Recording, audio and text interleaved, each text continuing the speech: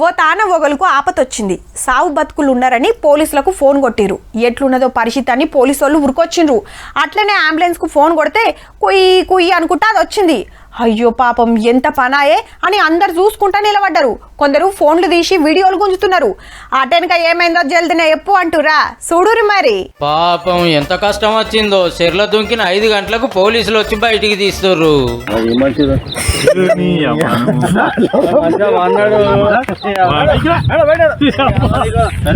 బాబాయ్ వాళ్ళు చచ్చిపోయి అనుకుని పోయినాడ ముసలి గదన్నట్టు కడుపులింత పోసి హన్మకొండ కోవలకుంట్ల మంచిగా వండుకున్నాడు కాక.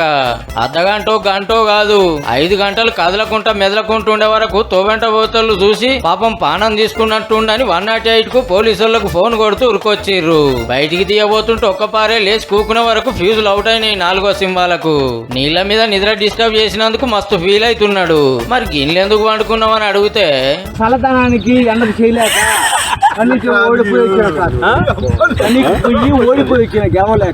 కాజీపేటలో గ్రానైట్ కంపెనీలో పని చేస్తుండట కాక. రోజుకు 12 గంటలు పని చేపించుకుంటూరు. ఎండల కొసపడక ఇంత దాగచ్చి సెర్లబన్నా అంటున్నాడు. ఒకవేళ మునుగుతే ఏంది కాక పరిస్థితి? దారి పక్కనే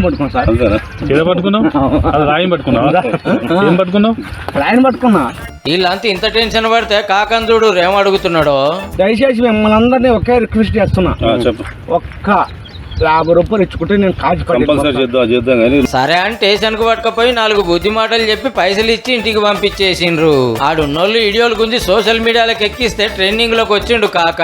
తాగితే సప్పుడెక్కపోయి ఇంత తిని ఇంట్లో పండుకోవాలి గాని ఈ తమాషాలేందని నపరోదికి కరుచుకున్నారు గాని మందు వాడ్డాక గవ్వాన్ని మతికి వస్తాయి. కానీ 5 గంటల చెర్ల శవాసన వేసిందంటే పక్కా గిన్నిస్ రికార్డే పో.